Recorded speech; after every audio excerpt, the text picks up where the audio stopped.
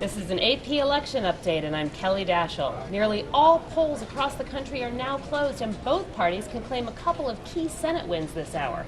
In California, Democratic Senator Barbara Boxer has held on to her Senate seat in the race against Republican challenger Carly Fiorina. Democrats needed a win in California to ensure they maintain control of the Senate. But in Pennsylvania, a big win for the GOP. Republican Pat Toomey claimed victory in the Senate contest there over Democrat Joe Sestak. Joining me now is AP national political writer Liz Sidoti.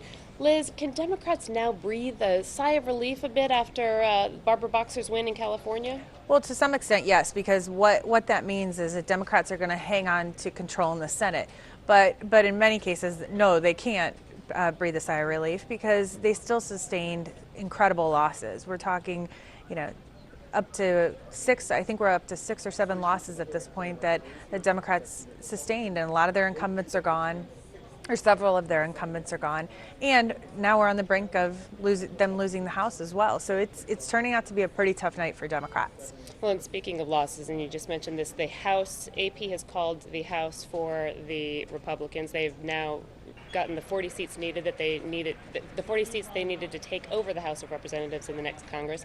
How does President Obama govern with these numbers? Well, there are two choices right now for Republicans who are going to be in control of the House and President Obama.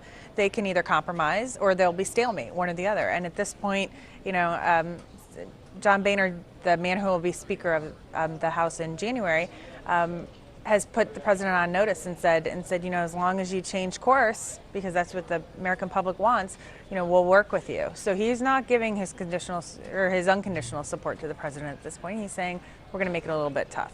All right, thank you very much, Liz. I'm Kelly Dashel with your AP election update.